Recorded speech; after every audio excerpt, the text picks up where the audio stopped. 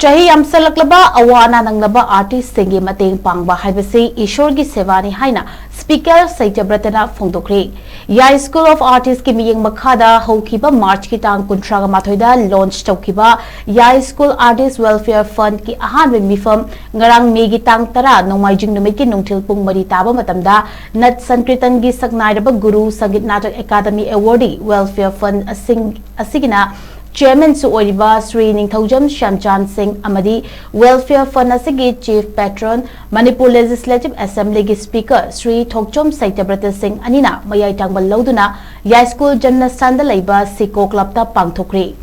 लेबाक की ओरिबा फिबमना नुमित खरनी थेंगथना पांगथोकिबा मिफम अदुदा गवर्निंग बॉडी की आर्टिस्ट मेंबर सिंह अमदी अतई सकनाइरबा आर्टिस्ट कयासु सरग्याखी मिफम की मिथुंगलेन थोकचोम सत्याब्रतना हाई मणिपुर लेंगांगनसु आर्टिस्ट सिंगी तेंगबांग पेंसिन चिंगबा पीबीडी अदुबु खुदक की एक्सीडेंट अना अयेक नंगदुना अवाबा मायुकनरिबा आर्टिस्ट सिंगी दमक्ता अंगम मतेंग पांगफम थोई पांगसु पांगनी मसिदा ईश्वर की सेवा मगनी